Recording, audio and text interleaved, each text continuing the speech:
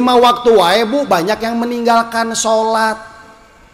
Demi Allah bersyukur kalau kita masih diberikan hidayah dan kekuatan untuk sholat. Karena sekarang umat Islam ada riset katanya, gede banget angkanya, kalau nggak salah di atas 50% umat Islam meninggalkan sholat.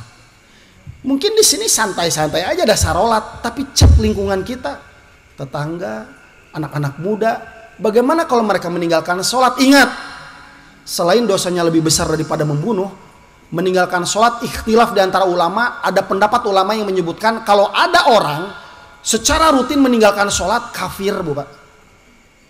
Bahkan tak layak kalau meninggal itu disolatkan. Ada ulama yang berpendapat seperti itu. Maka cek sholat anak-anak kita. Ibu banyak dosa, banyak hutang, anak bontongor, cek sholatnya. Itu nasihat yang pertama.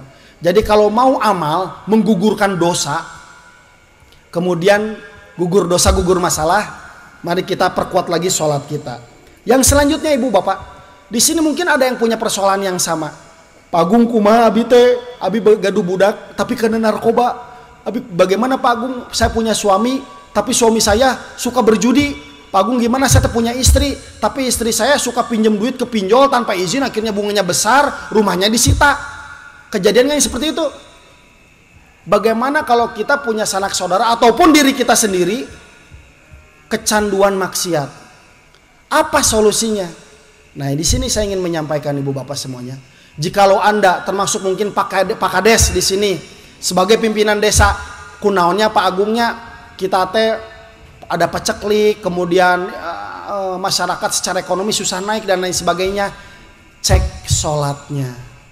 Saya nggak mau nuduh ibu bapak semuanya, saya pun harus mencek sholat saya sendiri ibu bapak, karena yang tadi saya sebut tadi ya, kalau mau anaknya soleh nggak jadi pemabuk, kalau mau suaminya tidak jadi penjudi, rajin bekerja, soleh dan sebagainya, maka dengarkan ayat ini. Inna sholata tanha anil fasya wal munkar. Sesungguhnya sholat itu mencegah dari perbuatan keji dan mungkar. Ini senjatanya orang Islam bu Pak. Amalan yang tidak dimiliki oleh agama lain. Punten, kita puasa, Yahudi juga puasa, tapi beda kaifiatna jeung niatnanya. Tapi kalau kita sholat, Kristen nggak sholat, Yahudi nggak sholat, ini pembeda kita dengan umat yang lain. Maka kalau mau anaknya nggak jadi pembunuh, nggak jadi begal, nggak jadi tukang narkoba, tidak melakukan pekerjaan yang keji dan mungkar, didik anak kita sedini mungkin untuk menjaga sholatnya. Gitu bu Pak. Sholatnya dijaga. Ada suatu cerita. Dulu pernah ada yang curhat kepada Nabi Muhammad SAW.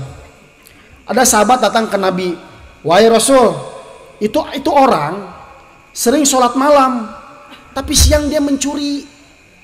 Malamnya dia sholat, tapi siang mencuri. Bayangkan bu Pak, tukang tahajud ternyata maling.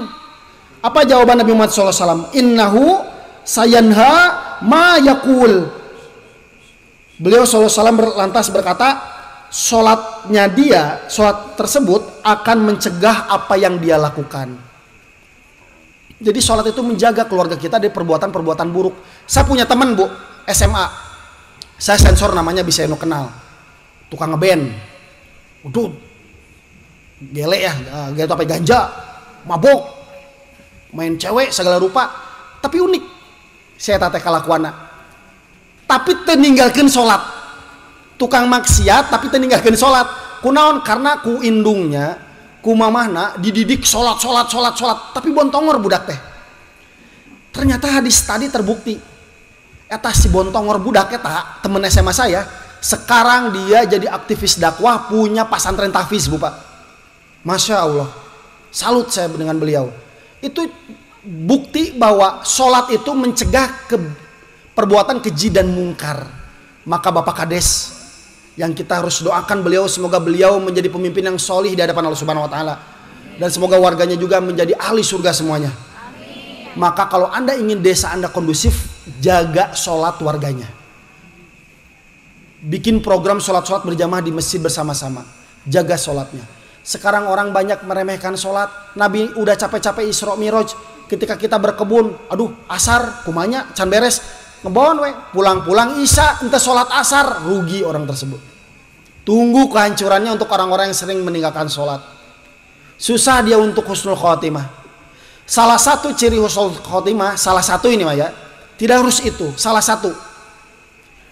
Kalau mau meninggal, dia bisa mengucapkan kalimat la ilaha illallah. Man kana akhiru kalamihi la ilaha illallah dakhalal jannah. Tak mungkin seseorang ketika dia meninggalkan sholat mengucapkan la ilaha illallah di akhir hidupnya. Saya punya contoh, saya punya teman, beliau meninggal di usia 50 tahun. Dulunya tukang mabok, tukang riba dan lain sebagainya. Di penghujung usia, subhanallah Bapak, kasihan. Gara-gara mabok ya, dia kena penyakit harus dioperasi. Bayangin, ini punten ya, bagi adik-adik kalau temannya ada yang masih mabok khomer, stop. Kenapa? Karena orang yang sering mabok itu sarafnya rusak. Kalau dia dioperasi kemudian dibius, biusnya nggak bakal bekerja. Kabayang tuh, ibu di bedah, perut dibedah nih misalnya tuh ya, atau enggak dada dibedah untuk operasi jantung, dibius lah. Ketika dibius, teman saya itu dibius tidur tapi dia tuh bangun tapi nggak bisa buka mata, nggak bisa teriak. Setiap sayatan pisau itu sakitnya minta ampun. Kabayang tuh, dibelek tapi orang teh cicing itu bisa jojorowokan. Itu terjadi. Maka wallahi teman-teman semuanya, jauhi kemaksiatan dan jaga diri kita dari kemaksiatan dengan menjaga sholat. Itu warisan dari Nabi dari Isra Mi'raj ini.